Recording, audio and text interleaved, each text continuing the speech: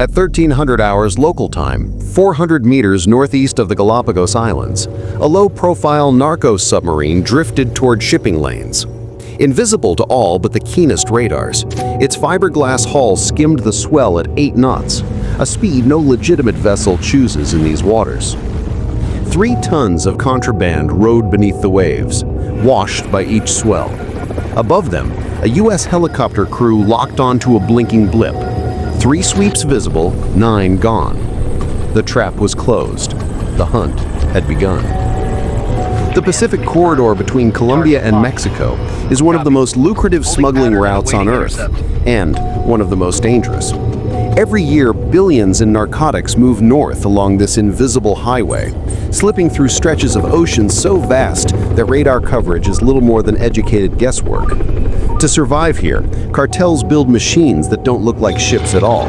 They look like the ocean itself. These narco-subs aren't submarines in the military sense.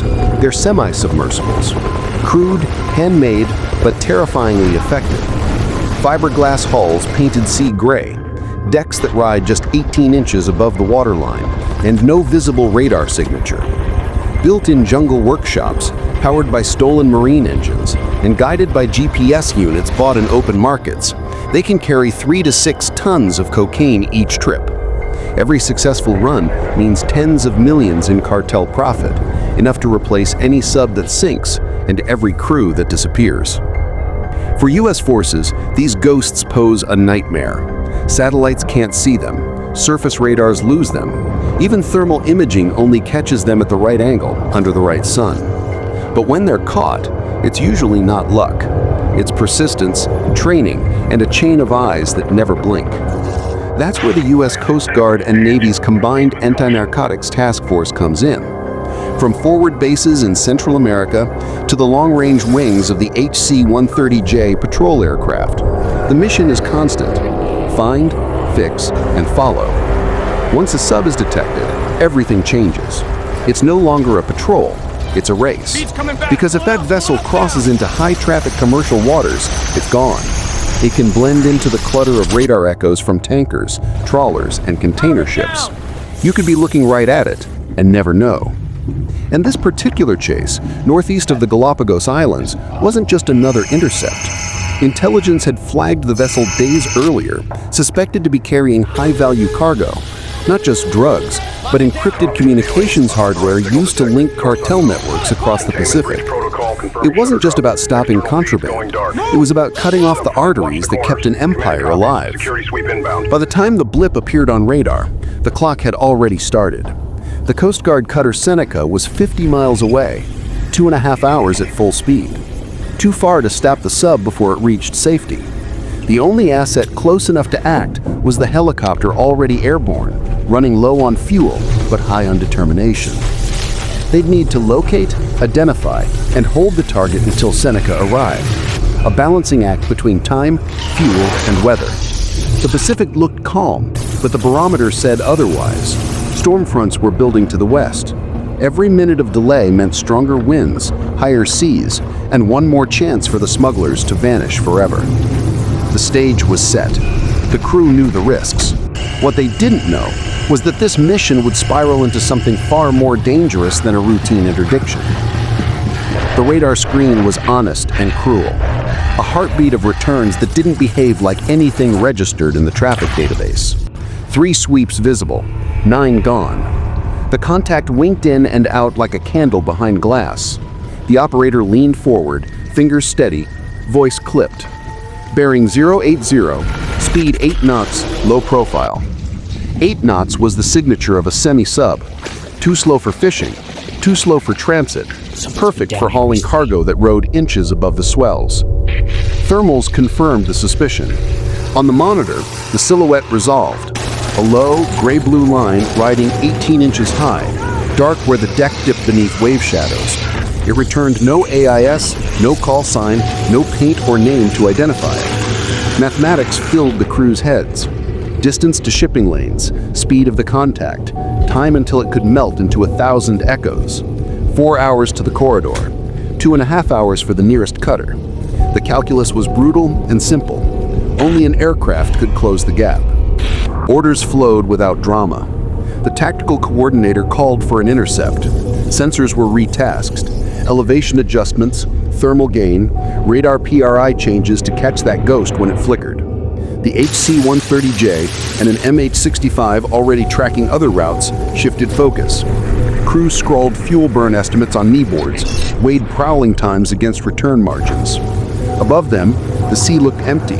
On the screens, a story was forming. A small, stubborn contact refusing to be anonymous. Detection wasn't a single moment, but a small surgical campaign. Pin the signature, calculate the odds, commit the asset. The trap was sighted. The numbers had to work. Commit the asset. Launch the bird. Target confirmed. On the flight deck of the Coast Guard cutter Seneca, routine snapped into adrenaline. Rotor blades unfolded, tie-downs popped, and deck crew sprinted across salt-soaked steel. The MH-65 Dolphin, bright orange against a metallic sea, shuddered as turbines spooled. Its vibration wasn't fear, it was instinct. Fuel margins were brutal. 3.5 hours of endurance, 1 hour outbound, 1 to return, weather permitting. That left 90 minutes to find, track, and hold the narco-sub before Seneca could arrive. The pilot didn't need reminding. He'd already underlined one word twice: risk. At 13:27 hours, the Dolphin clawed skyward, rotor wash flinging spray like shrapnel. The Pacific below shimmered, a calm mask over something malignant. Target bearing 082, range 53 miles. The helicopter leveled at 200 feet, pushing 140 knots. In the cabin, the gunner strapped in behind the M240. It had jammed that morning from corrosion. Now wasn't the time for doubt. He cycled it 3 times, each click a prayer. Below, the sea looked endless, flat, silent, hiding a fortune and 3 men willing to kill for it. Somewhere down there, a homemade submarine ran at 8 knots, just low enough to vanish, just high enough to breathe. The only hint, a faint heat signature, and a ripple that didn't belong. The chase wasn't official yet, but every mile closed was a fuse burning shorter. Through a cloud bank, glare and salt blurred the horizon. The Dolphin dropped to a hover, nose pointed at coordinates. Rotor wash turned calm water to white fury. Then they saw it, a shape too deliberate to be natural, a gray scar slicing the swell. The narco-sub looked crude, fiberglass shell, rusted vents, weak exhaust, but its simplicity was deception. Every curve meant one thing: invisibility. Visual confirmed, the co-pilot said. The gunner locked eyes with the pilot. They'd found the ghost. He swung the M240 into position, and it jammed solid. Salt had welded the Traverse motor shut.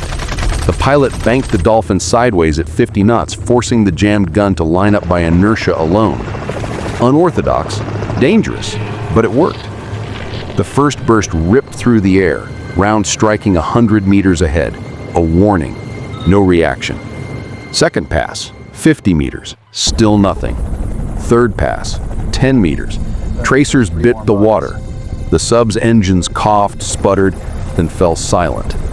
No wake, no motion, just a gray hull drifting in surrender. The pilot eased into a hover. Fuel dipped below safe return range, but no one moved. Thermal shows 3 warm signatures, came the report. Breathing heavy, no movement. Minutes passed. The sea calmed. Then, radio crackle. 2 fast contacts inbound, bearing southwest, 40 knots. Protection boats. The cartel's cleanup crew. They weren't rescuers. They were erasers. 90 minutes of fuel. Not enough for a fight and a return. But leaving meant surrendering the ocean. Hold position, the pilot ordered. His voice calm, detached. The Dolphin held altitude, bluffing strength it didn't have. Beyond the horizon, Seneca tore through 6-foot swells at full throttle, turbines screaming with the crew's heartbeat. 2 hours of ocean were shrinking fast. As the first fast boat signatures crossed into range, the smugglers stayed down, no flares, no surrender. Maybe they knew rescue meant silence. The protection boat circled, scanned, then peeled away. The threat passed as quickly as it came. The sky turned gold. The Pacific stilled again. Minutes later, Seneca broke the horizon like a steel mountain. Launch the rib. The crane swung the 7-meter inflatable into motion. The drop hit perfect, one breath between waves. The rib bounced once, then sped toward the crippled sub. The Dolphin circled overhead on fumes. Below, the boarding team made contact. Fiberglass slammed fiberglass. 3 Coast Guardsmen vaulted across. 2 seconds, no redo. The smugglers didn't resist. Within minutes, they were zip-tied, silent, faces to the deck. The team swept the compartments fast, photographing evidence, sealing hatches. Sub secure? The Dolphin turned home, engines whining in relief. What began as a flicker on radar ended with 3 prisoners and 3 tons of cocaine chained behind the cutter. By recovery time, clouds had rolled in. The Pacific changed color from silver to slate. The operation was complete, but its consequences were just beginning. $120 million in cocaine seized. More critically, a hidden transmitter inside the hull linked cartel networks across 3 nations. One interception collapsed a communications web. Dozens of operators went dark. Every mission like this shifts the balance, forcing cartels to adapt, to go deeper, quieter, faster, but each attempt sharpens the hunters too. The war isn't about who wins, it's about who evolves faster. As Seneca turned north, the captured sub trailed under tow, its once invisible hull gleaming beneath a bruised sky. A warning written in steel and salt. Victory at sea is never permanent. The ocean forgets fast. But for one afternoon, in one stretch of open water, the United States owned the silence. And somewhere beyond the horizon, the next radar blip was already waiting to appear.